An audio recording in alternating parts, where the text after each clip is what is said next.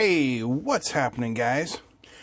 If you remember yesterday's video where we did the wiring considerations for the WS2812B RGB LEDs, or the Neopixels as they're called, today is the continuation of that. We're going to break out and do the actual project that I have planned for Veterans Day.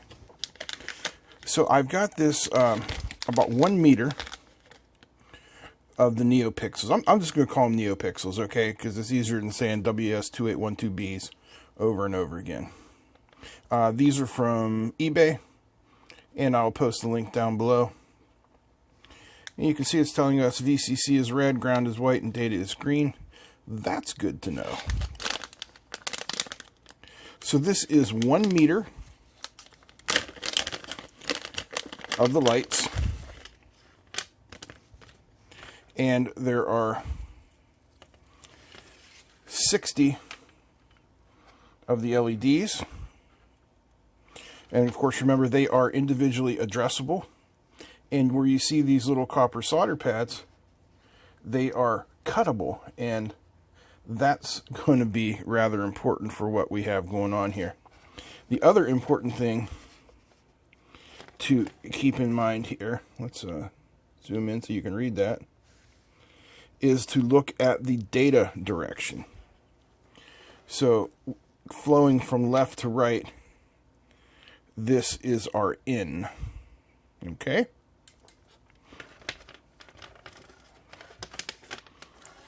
So the first thing I'm going to do is I'm going to cut off this connector here. Whoops, sorry. I bumped the wire. Or actually, I bumped the phone. Oh, man. The camera. There, I just bumped it again. Like I'm losing my mind here. Okay. Now I just whacked the camera with the wire strippers. Maybe I should just go back to bed today. Alright, so the first thing that we're going to do is grab a meter and make sure that the red and whites are connected to each other. Alright, so I grabbed the ANANG 8008 meter for our test here. And I'm just going to check for continuity between the like colored wires.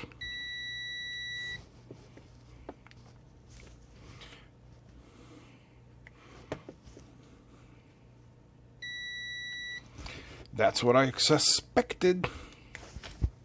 So, knowing that, we only need to use one set of those wires, which is what I figured anyway. It would make sense to use more than one set. We can bring in our Arduino from yesterday. And I'm just going to remove this extraneous set of red and white wires. And let's plug this into the board. I tinned these wires while you weren't looking, because I tin everything.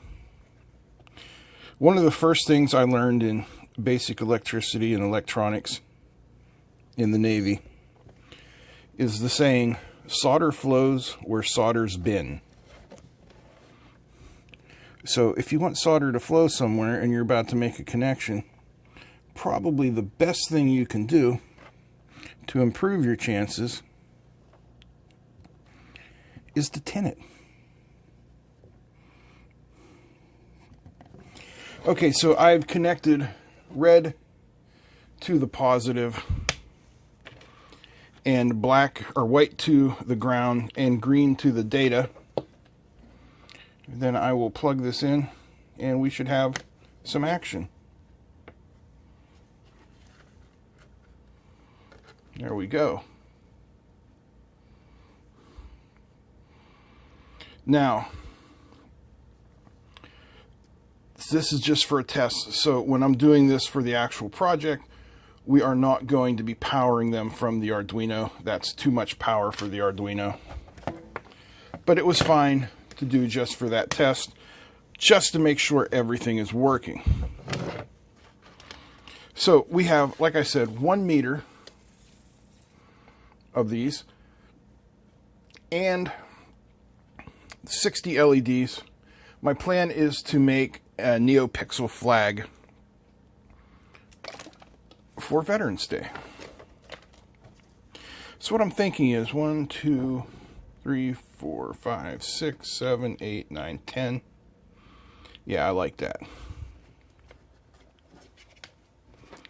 So if I cut right here,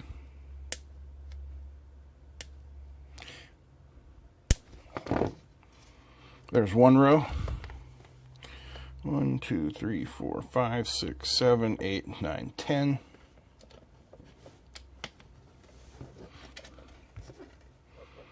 Good. All right. I'm going to cut the rest of these, and I'll be back.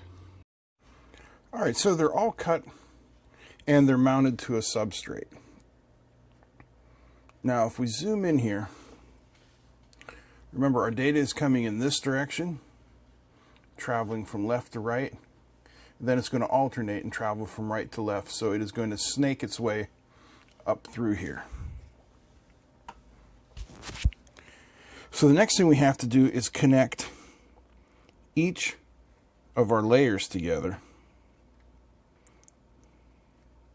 And we need some wires to do that, which is not a problem. But before we try and solder any wires to these pads, first thing we're going to do is tin them, because solder flows where solder has been.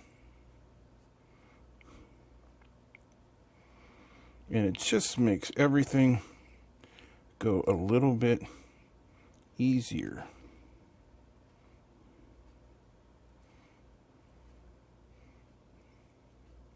Remember, we were dealing with integrated circuits in these LEDs. There's an actual IC inside of there. So you do want to limit the time you spend getting them hot. That being said, it is actually better to hit them with a hotter temperature quicker than a lower temperature slower. It is more the time they spend hot than the heat they get to that can damage them to an extent. I mean, you know, if you hit it with 1,000 degrees, it's going to melt it no matter how quickly you're in and out of there. All right, so next I will do the wires up, and then we'll be back. All right, I've completed soldering the power, ground, and data wires to my little contraption here, and it's looking pretty good. Now, these are incredibly bright, so I'm going to put a piece of paper over it, and hopefully that will help diffuse this a little bit, and we can see what's happening.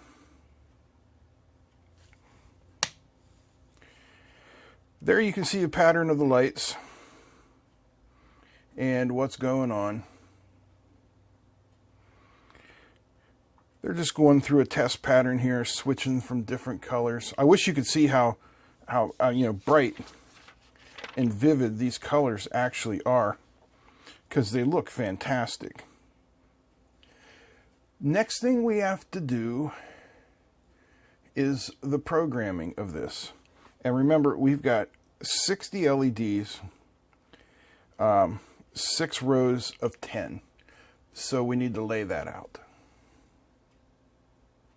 Okay, so there is a graphical representation of each of the pixels and the order in which they will be addressed. So if I want to make a flag, you know what I can do is I can take this group of pixels here, assign them to blue, and then red and white for the rest of it. So let's hop on over to the good old Arduino IDE, and have a look. Okay, here's our code for the Neopixel Veterans Day Salute. And once again, I'm an electrical engineer, not a programmer, so I know it's not good code, but it works, and that's really all I care about. So we have our library, Adafruit _neopixels.h. Then we have this line here that checks to make sure we're using an AVR processor, and if we are, it brings in the power library. We're defining the pin that the NeoPixels are attached to. In this case, it's on pin 8, and the number of pixels we're using, in this case, 60. Then we create an instance of the Adafruit NeoPixel library called Pixels with these arguments: number pixels pin and Neo green, red, blue plus Neo 800 kilohertz, defining the type of NeoPixels we're using. In the setup, the only thing we need to do is say pixels.begin. Now this entire code consists of two functions. The first one being theater chase, which I blatantly stole from the Neopixel example. It just flashes, in this case, white lights in a random pattern. The second function is called flag, which is what I created. It creates the red bar, white bar, red bar, white bar, red bar, white bar, blah, blah, blah. And then you'll notice at the end of some of these, it creates the blue bar. So the command we're using here is pixels.setPixelColor. The number of the pixel that we're talking about, its individual address, in this case from 0 to 59, and then we need to tell it the color in red, green, and blue from 0 to 254. Okay? Then after each row, we show what we've done, and then after each row, we delay a half second. At the end, we wait 2 seconds, and then this little for loop here simply shuts them off one at a time. Like I said, this is not great code, but it works, and it does what I want it to do. So let's go look at it in action, right? All right, the code is uploaded, and we're ready to go. But before I do the demo, just want to say I realize this form factor doesn't quite fit the actual shape of the US flag. As a veteran myself, absolutely no disrespect meant whatsoever. So this is what I can do. We start with the theater chase, then the flag, and then the shutdown.